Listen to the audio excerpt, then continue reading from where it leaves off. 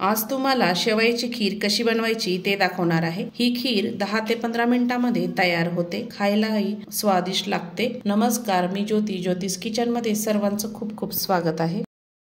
साहित्य बघूया। मी इथे भाजके शेवया घेतले आहे। एक पॅकेट आणलं होतं, त्यातलं अर्ध घेतलं आहे। साजूक तूप घेतलं, एक वाटी साखर घेतली, बदामाचे काप घेतले आणि काजूचे काप घेतले आणि इथे अर्धा लिटर दूध घेतलं आहे।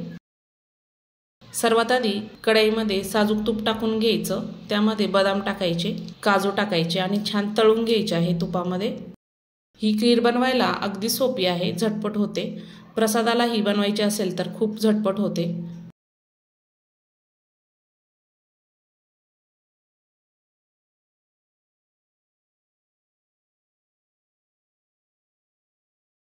बदाम आणि काजू छान तळून झाले, प्लेटमध्ये काढून घ्यायचे आहे।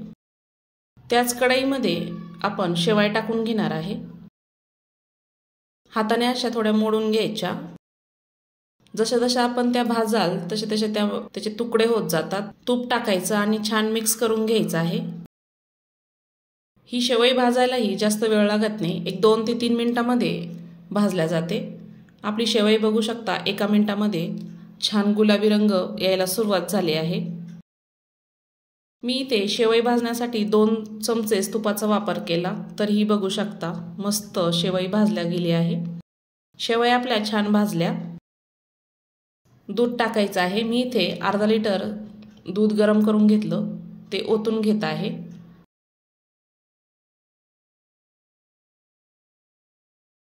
दूध ओतल्यानंतर मिक्स करून घ्यायचं आहे। तुम्हाला जर जास्त खीर करायची असेल तर 1 लिटर दूध वापरलं तरीही चालतं। उरलेलं दूध मी यामध्ये टाकून घेतलं, छान मिक्स करायचं। उकळी आणायची आहे सुरुवातीला।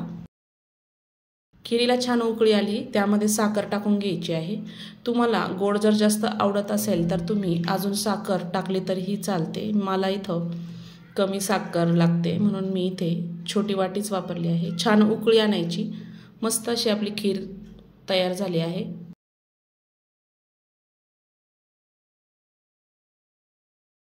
तळून घेतलेले काजू आणि बदामचे काप टाकून घ्यायचे आणि छान मिक्स करायचे आहे। झटपट अशी 10 ते 15 मिनिटात होणारी शेवयाची खीर तयार झाली। मस्त सर्व करा। श्रावण महिना चालू आहे, नैवेद्यासाठी तुम्ही बनवू शकता। गोड जर खावंसं वाटलं तरीही बनवू शकता। अशा पद्धतीने नक्की तयार करून बघा। तुम्हाला अशा नवीन नवीन रेसिपी दाखवत असते। तर आजची रेसिपी कशी वाटली, आवडली असेल तर ज्योतिष किचनला नक्की सबस्क्राईब करा, बेल आयकॉनला क्लिक करा, लाईक करा, शेअर करा, कमेंट करून सांगा हा व्हिडिओ कुठून बघता आहेत। पुन्हा भेटूया अशाच नवीन रेसिपीसोबत। तोपर्यंत धन्यवाद।